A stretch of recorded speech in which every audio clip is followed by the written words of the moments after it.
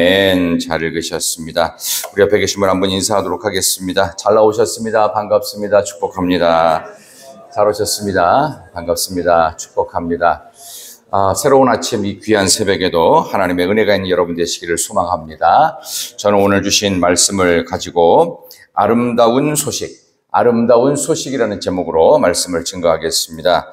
자, 오늘 이 이야기는 이제 계속되어지는 엘리사의 이야기고, 또 엘리사가 또 자기 나라인 북이스라엘을 위해서 전쟁 중에 또 어떤 역할을 하나님이 주신 능력을 얻어서 하게 되었는지가 계속 이제 기적 이야기. 그래서 엘리야보다 엘리사에 대한 기적 스토리가 훨씬 구체적이고 또 일상적인 부분에서 많이 있는데, 오늘은 특별히 국가적 위기 상황 가운데 이 나라가 위아래로 이제 포위가 된 상황 속에서 사마리아 성에 있는 모든 이스라엘 백성들이 이제 거의 죽게 된 상황인데, 그 죽게 된 상황에서 하나님이 엘리사 선지자에게 예언하신 그대로 너희가 내일 이맘때에 모든 물가가 정상적으로 돌아갈 것이다.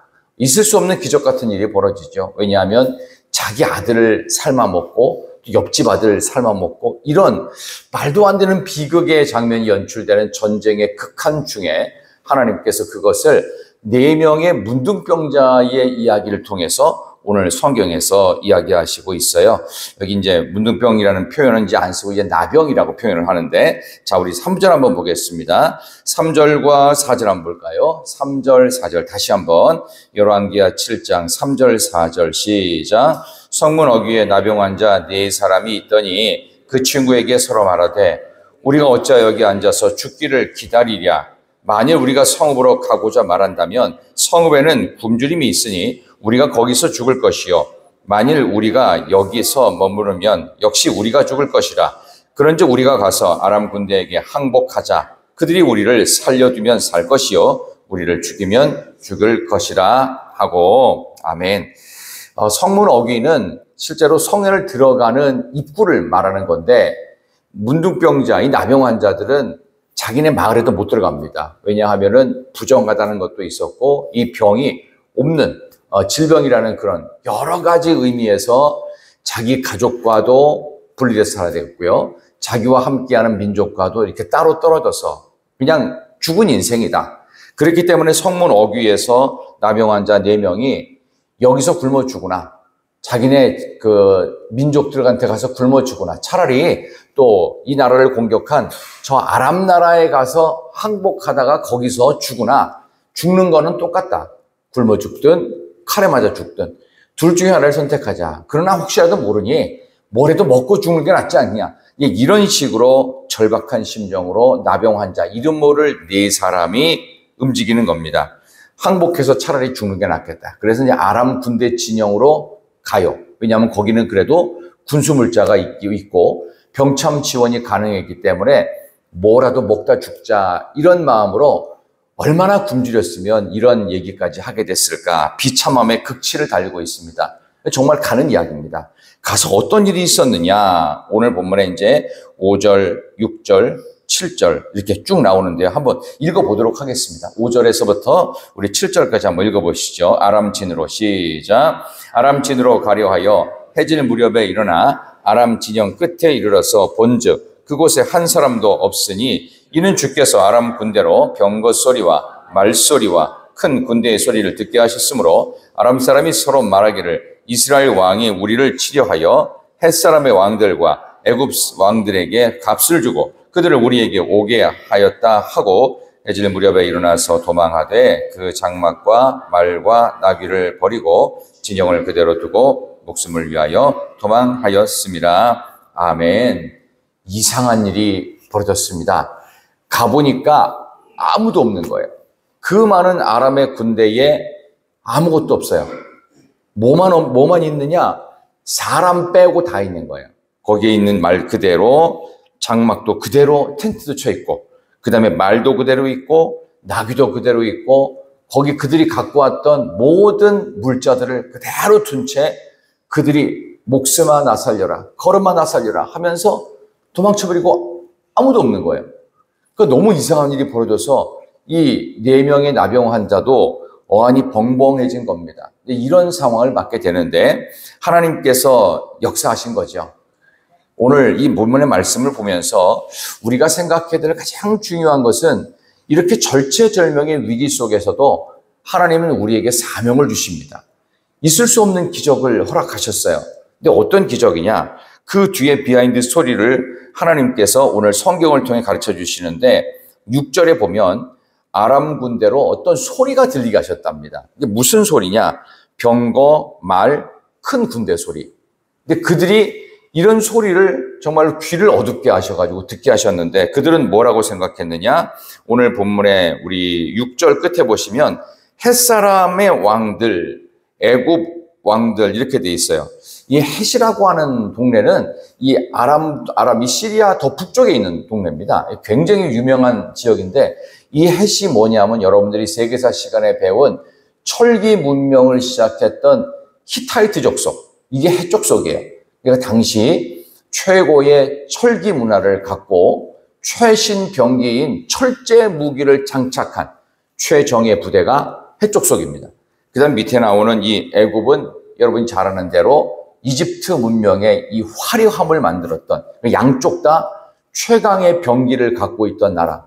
아마 이 두 나라로부터 용병을 얻어서 분명히 이스라엘 나라가 우리를 공격하라고 위로부터 내려오고 우리도 위로부터 내려오고 밑에서부터 포위했는데 저 남쪽 애굽에서부터 최신 무기 갖고 올라오고 저 북쪽 해쪽 속이 또 철제 무기 갖고 내려온 것 같다. 그러지 않으면 이런 병거 소리, 말소리, 큰 군대의 소리가 날 리가 없어. 아람 군대가 그냥 지레 겁먹고 다 도망가 버린 거예요. 우리가 이런 텐트를 걷어가거나 말을 걷어가거나 우리가 갖고 와 있는 거 도로 철수해서 가다가는 우리도 다 죽는다. 일단 목숨을 살리게 우선이다 하면서 전부 다 도망쳐 버립니다. 이런 상황을 하나님 만드셨죠. 하나님의 말씀 그대로 내일 이맘때에 모든 게 정상이 된다 라고 하는 엘리사를 통해서 하신 말씀 그대로 성경에선 이루어지고 있습니다. 그 사실을 근데 누가 제일 먼저 발견했느냐?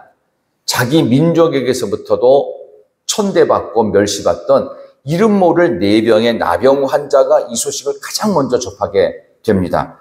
가보니 사람만 빼고 다 있는 거예요. 그러니까 먹을 것도 당연히 있었겠죠. 그래서 그들이 굶주린 배를 채우기 위해서 먹을 것을 채우는 장면이 나오는데요. 우리 8절 9절 한번 볼까요? 8절과 9절 한번 다시 읽습니다. 나병 환자들이 아람 진영에 가서 했던 일입니다. 8절 9절 시작.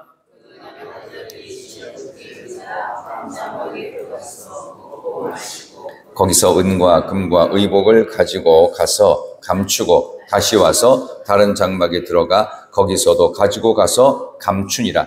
나병 환자들이 그 친구에게 서로 말하되 우리가 이렇게 해서는 아니 되겠도다. 오늘은 아름다운 소식이 있는 날이거늘 우리가 침묵하고 있도다. 만일 밝은 아침까지 기다리면 벌이 우리에게 미칠지니 이제 떠나 왕궁에 가서 알리자 하고 아멘. 눈에 뵈는 게 없었어요. 일단 먹고 약간 배가 부르고 나니까 여기 있는 말씀 그대로 은, 금, 의복을 가서 감춘 겁니다. 이제는 사람에게는 근심이 끝나니까 욕심이 만들어집니다. 그러니까 인생은 딱 투트랙이에요. 욕심 아니면 근심. 근심, 그래서 어려움이 끝나잖아요. 바로 욕심으로 가버립니다. 이게 사람의 현주소. 이 성경은 우리에게 우리의 모습을 확인시키면서 과연 이게 이 나병 환자들만의 모습이겠느냐.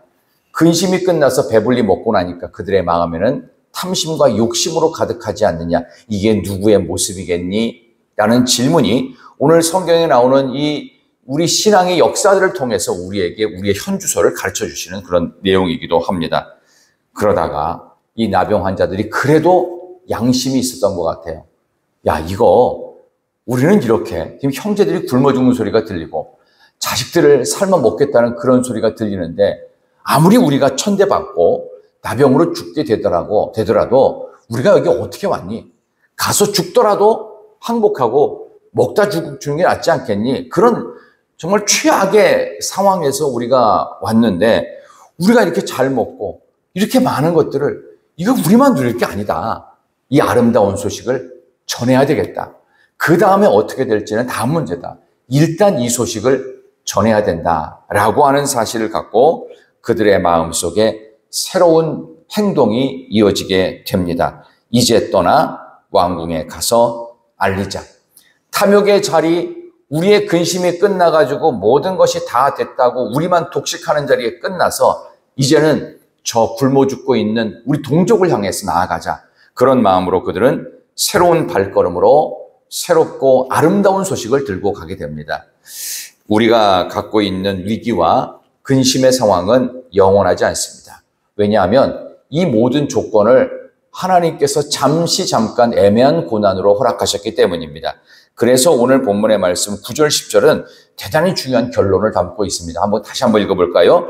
9절과 10절을 통해서 오늘 결론을 유도하겠습니다. 나병 환자들이 9절 10절 시작. 나병 환자들이 그 친구에게 서로 말하되 우리가 이렇게 해서는 아니 되겠도다. 오늘은 아름다운 소식이 있는 날이거늘 우리가 침묵하고 있도다. 만일 밝은 아침까지 기다리면 벌이 우리에게 미칠지니 이제 떠나 왕궁에 가서 알리자 하고 가서 성읍 문지기를 불러 그들에게 말하여 이르되 우리가 아람진에 들어가서 보니 거기에 한 사람도 없고 사람의 소리도 없고 오직 말과 나귀만 매어 있고 장막들이 그대로 있더이다 하는지라. 아멘. 성읍 문지기를 불렀는데 성읍 문지기 역시 피골이 상접해 있었겠죠. 그에게 가서 먼저 아람 진영에 우리가 가봤는데 엄청난 일이 벌어졌습니다. 모든 게 있는데 군인들만 다 도망갔습니다. 이것을 우리가 전하러 왔다라고 하는 기적적인 이야기, 이 절망 가운데 위기 가운데 가장 아름다운 소식을 그들이 전하고 있습니다. 오늘 이 본문의 말씀에 가장 중요한 핵심적인 내용이 바로 여기에 있습니다. 아름다운 소식이 있다면 어떤 위기 중에도 전해야 된다는 사실. 우리에게서 최고로 아름다운 소식, 복된 소식, 복음은 무엇일까요? 우리 모두는 전부 다 어떻게 살든 반드시 죽을 운명이다.